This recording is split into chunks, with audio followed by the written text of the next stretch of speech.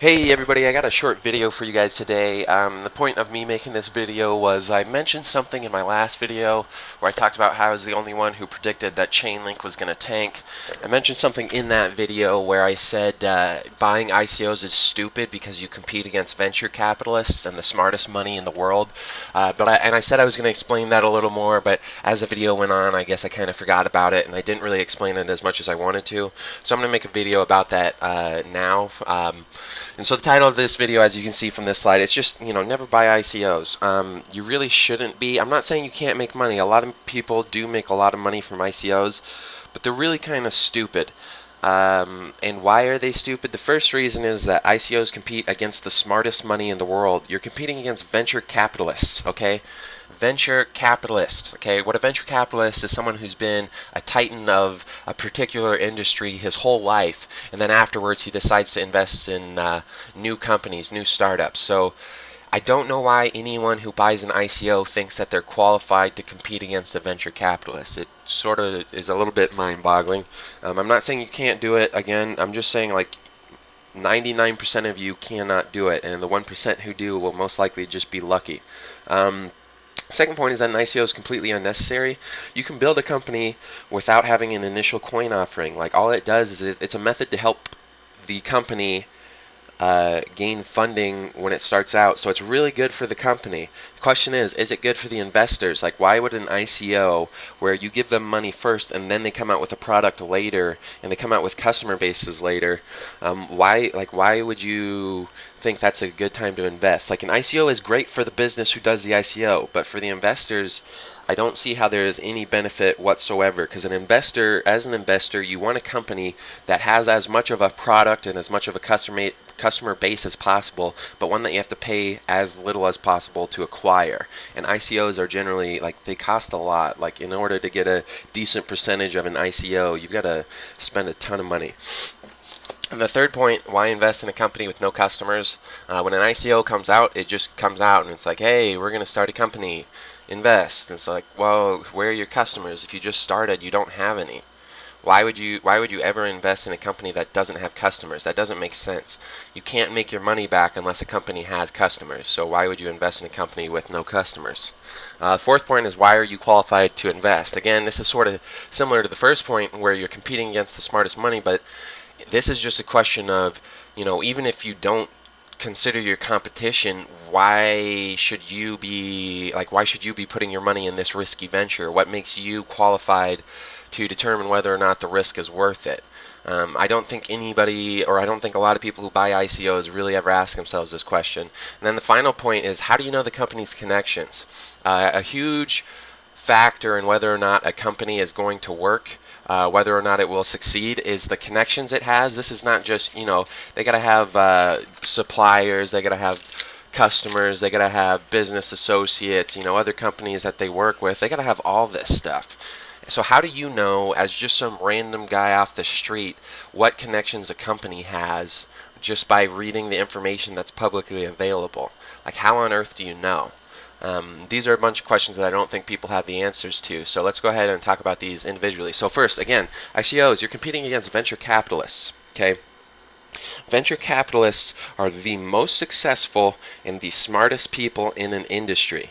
Okay, they're titans of these industries. Like, these are the best of the best, like the best in the world. Are you more qualified than the best than a person who is the best in the world at what he does? By definition, you are not. Okay, you are not.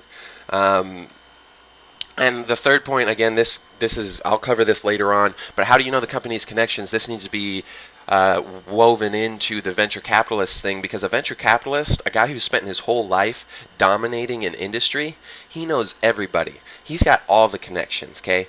Like, that is the perfect guy.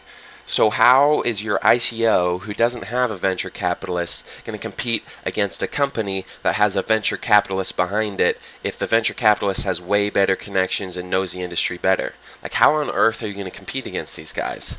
Like, you really got to know. You really got to have a reason for it. And the reason why, like, this doesn't apply for cryptocurrencies is because cryptocurrencies do not compete against venture capitalists. They compete against the Federal Reserve.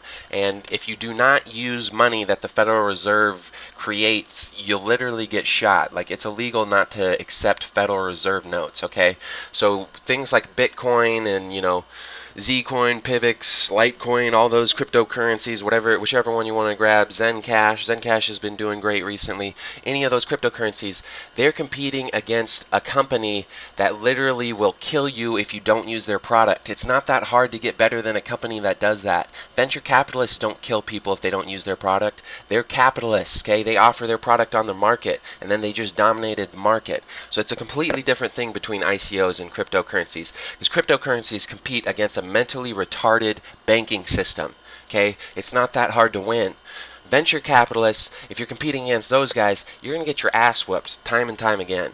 Okay, so you really got to understand that. ICOs, cryptocurrencies, completely different fields. At this point, the ICOs they're unnecessary. So what purpose does an ICO accomplish? Well, all it does is it gains funds for a company. Well, does the company deserve the funds? Because like just throwing money at something doesn't mean good things are going to happen. You're throwing money at a company. Well, is the company going to be able to do anything with that money? The second question, why on earth would you ever raise the money first? Why would you not come out with a product, build a customer base, and then once you realize it's like, look, we could really expand, we just don't have the money to do it, that's when you ask for money. But ICOs are just like, yeah, screw that, give us the money first. It's like, why is that a good business model? Like, that's completely retarded. And then the third point here is, why is a crypto token valuable on its own? When people talk about ICOs, they call them altcoins. They are not coins. They use tokens. There's a difference between a crypto coin and a crypto token. A crypto coin, it's a currency in and of its own right. A crypto token, it's like a stock in a company. Okay, it's just something that helps. Like, it's not it's not a currency. When it's just a token, it's just meant to represent something else. So like, if we go back to the Chainlink example, like I said before with Chainlink, you're buying future transaction fees when you buy the coin. You're not actually, and it's when you buy the token, I guess I should say. When you buy the token, it's a token for future transaction fees. It's not a currency. It's not a coin. So why is a token? That's all it is. It's a token. And you can use tokens in useful ways. If you go to a casino, the chips that a casino gives you, those are technically speaking tokens. That's what I'm talking about. An ICO basically creates casino chips, and they're like, you want to buy some? It'll be great. It's like, well, why are these tokens, why are these casino chips valuable on their own? They have to have a purpose. For something that's a cryptocurrency, it's a medium of exchange. It's a form of payment. It's a way, like it's money. Okay. But for an ICO, what is the token? Like, what's the point of the token? You could do everything without the token, so why is the token there? This next point, ICOs generally have 0 customers. Okay, so this is a terrible thing, because on the flip side, an IPO, which is basically what competes with ICOs, which is an initial public offering, these guys have thousands, if not millions of customers.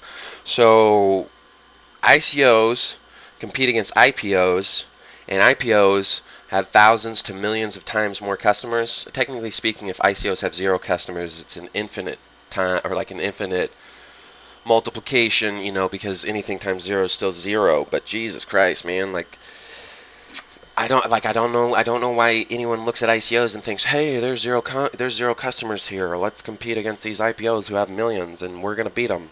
It's like, how does that make sense? And that comes to this next equation here. It's got no profit, it's got no customers, yet you guys are giving it millions of dollars of funds. Like, who really thinks this is gonna work? Who really thinks this is gonna work? And another thing I gotta tell you guys is, like, I'm talking specifically when I say ICOs, I don't mean blockchain-based businesses. You can make thousands, if not millions or billions of blockchain-based businesses that will be profitable, and they'll be super profitable, okay? And those would be great to invest in, but these blockchain businesses will not use ICOs, because an ICO has nothing to do with business. It's just about generating funds, okay? It's a way to basically screw over your investors, and so it's really good for the guy who runs the business. But, like, what makes you guys think this can succeed? I honestly would love to hear somebody tell me why an ICO can compete with venture capitalists or anything like that, when, like, there's nothing going for it. It's got nothing. I don't get it. Why wouldn't, like, something like Chainlink, why wouldn't they just build an oracle and, you know, start doing the work in the business, and then eventually, you know, when the business starts making money, then look for venture capitalists? Why are they looking for money now when they've got literally nothing? I have no idea. I don't have an answer for that. I don't get it. The next point, are you qualified? Like, how are you qualified? Again, this is sort of similar to when we were talking about venture capitalists, but your competition is venture capitalists. So how can you win? You're literally competing against the best in the business, like the best in the world. Okay, that's who you're competing against when you're investing in ICOs. So how are you going to beat this guy? Do you have an answer? I mean, even if you do have an answer, does that even matter? Does your opinion or do your thoughts matter if you're competing against someone who is so much better than you? Probably not. Are you an industry titan? Like, maybe you're not. Maybe you actually have been in that industry for, you know, decades. So maybe you can compete against these venture capitalists. Maybe you can. Most people who invest in ICOs can't. Did you even ever work in the industry or field? Because this is super important. Because if you never even worked in the industry or field, how do you even know what the company is going to be capable of creating and doing? Like, how do you know all of its limitations, and, you know, how do you know how big the market can be if you have no experience in this field or industry? It's a serious question. How do you know? I don't think people who invest in ICOs ever ask themselves this question. Then the final point in this video here is who are the company's connections, and do you know them? Like, do you know the company's business partners? Do you have any idea? A lot of times different ICOs will, like, they'll list out a bunch of different partners and stuff.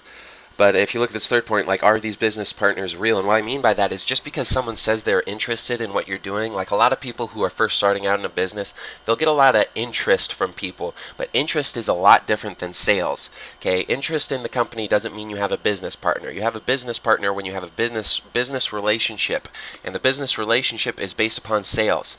Okay, so if an ICO doesn't have sales, it doesn't really have business partners. And if it does, like, how can you know how legitimate these business partners are? You don't know. And then you gotta always ask yourself again, going back to the venture capitalist question, do venture capitalists have better business partners? Hell yeah, they do.